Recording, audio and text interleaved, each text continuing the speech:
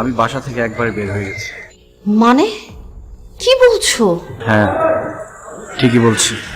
এটা কি ঠিক হলো জাহিদ? আমরা সবার মনে কষ্ট দিয়ে শুধু নিজেদের কথাই ভাবছি। এসব ভাবার কোনো সময় নেই। আমাদের নিজেদের জীবন নিজেদের শুরু। তুমি কি পাগল হয়ে গেছো? বাসায় কি বলবো, ভাইয়া কি বলে বুঝাবো, মাকেই বা কি বলবো? আমি যা করেছি সব তোমার জন্যই করেছি। তুমি কখন আসবে সেটা বলো। আচ্ছা ঠিক আছে, আমি কাল আসছি।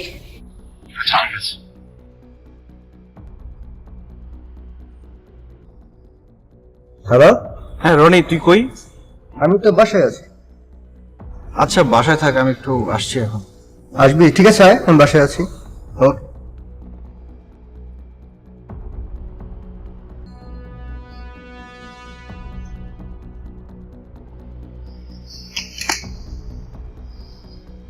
কি হয়েছে হঠাৎ করে তুই এত রাতে সাথে ব্যাগ? কোথাও যাবি নাকি? কিছু হয়েছে বল। এই কথা বলিস না কেন?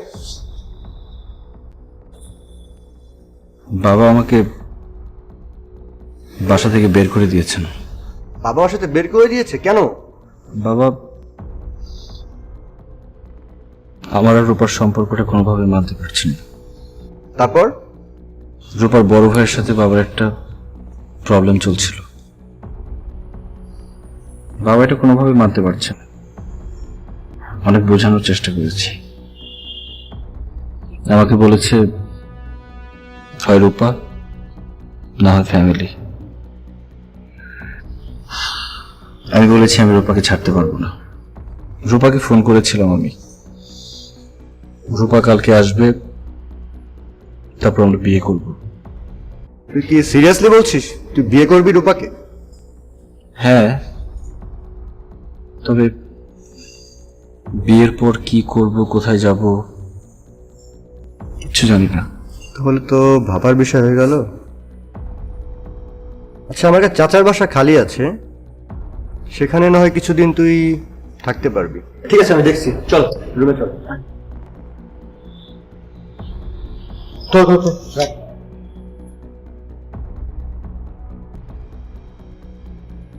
কিরে কোথায় যাচ্ছিস?